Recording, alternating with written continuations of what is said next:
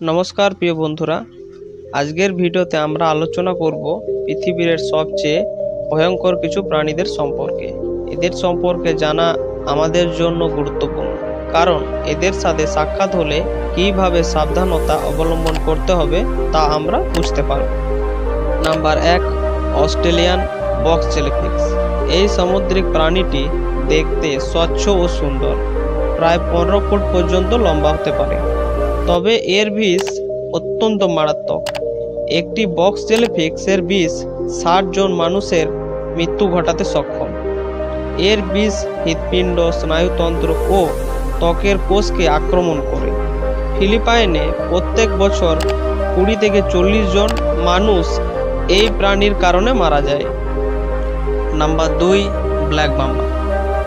দক্ষিণ ও পূর্ব আফ্রিকার পাহাড়ি অঞ্চলে বসবাসকারী এই সাপটি আফ্রিকার দ্রুততম বিষধর সাপ, যার লম্বায় 8.2 ফুট পর্যন্ত হতে পারে। এর গতিবেগ ঘন্টায় 20 কিলোমিটার, যা এটি পৃথিবীর দ্রুততম সাপগুলির একটি করে তোলে। ব্ল্যাক মাম্বা বিষ এতটাই শক্তিশালী, একটি কামড়ের মুহূর্তে একটি হাতিও মৃত্যু হতে পারে। নাম্বার 3, আফ্রিকান হাতি। হাতি সাধারণত শান্ত স্বভাবের হলেও বিপদে পড়লে তারা অত্যন্ত আক্রমণাত্মক হতে পারে। আফ্রিকান হাতির ওজন প্রায় 8000 কেজি পর্যন্ত হতে পারে, যা তাদের পায়ের নিচে পিষে মানুষকে হত্যা করতে সক্ষম। নাম্বার 4, মশা। আকারে ক্ষুদ্র হলেও মশা পৃথিবীর সবচেয়ে বিপজ্জনক প্রাণী। এরা ম্যালেরিয়া, ডেঙ্গু, জিকা ভাইরাস ইত্যাদি রোগের বাহক, যা প্রতি বছর লক্ষ লক্ষ মানুষের মৃত্যুর কারণ হয়। নাম্বার 5, পাথর মাছ বা স্টোন ফিশ। পাথরের মতো দেখতে এই মাছটি বিশ্বের সবচেয়ে বিষধর মাছগুলির একটি। এর শরীরে থাকা বিষাক্ত কাঁটার দ্বারা আঘাতপ্রাপ্ত হলে তীব্র ব্যথা, প্যারালিস এবং কখনো কখনো মৃত্যু পর্যন্ত হতে পারে। Number 6, cap ব্যাফেলো।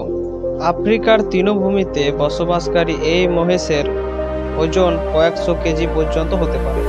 তাদের শক্তি, ওজন এবং বদমেজাজির জন্য তারা পরিচিত। নাম্বার 7, সাইফু পিঁপড়ে। আফ্রিকার এই পিঁপড়েগুলো দলবদ্ধভাবে চলাফেরা করে এবং একসঙ্গে মিলে বড় শিকারকেও পরাজিত করতে পারে।